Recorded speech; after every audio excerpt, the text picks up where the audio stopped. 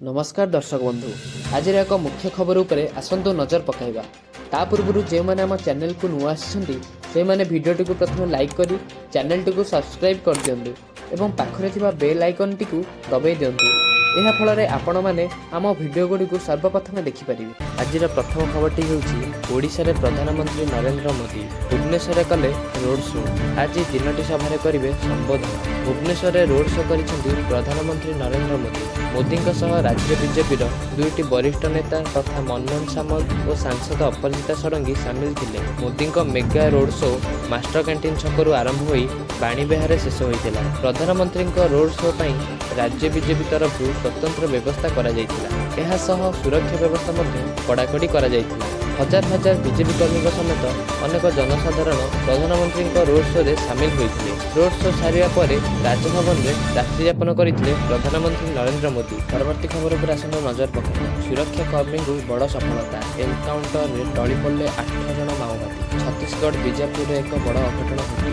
जवान को गुली में निहत होती 8 जन माओवादी। 11 घंटा धरी यह एनकाउंटर चली जो बीजापुर पुलिस एवं सीआरपीएफ कोबरा जवान को बड़ सफलता मिली। गांगलूर थाना पड़िया जंगल गुली विनिमय होता सूचना रही।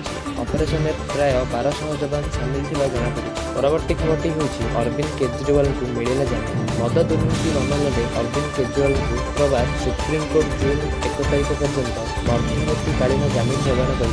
दिल्लीर मद दुर्नीति मामलें मार्च 21 में प्रवर्तन निर्देशालय द्वारा गिरफ होते केजरीवाल। तेज सुप्रीमकोर्ट को आदेश अनुଯାयी आम आदमी पार्टी नेता जून 2 सुधा जेल कर्तृपक्ष निकट आत्मसमर्पण कर। परवर्ती खबरटी होची 4 दिन राज्य में प्रबल वर्षा जारी है सतर्क सूचना। आसंता 4 दिन पर्यंत राज्यर किछि स्थान में प्रबल वर्षा होबार संभावना रही। तेज 3 ରୁ 4 दिन पर्यंत एपरी राज्य में एपरी पाग रहिबार संभावना रही। एने भुवनेश्वर आंचलिक पाणीपाग विभाग पक्षर सूचना जारी कराई।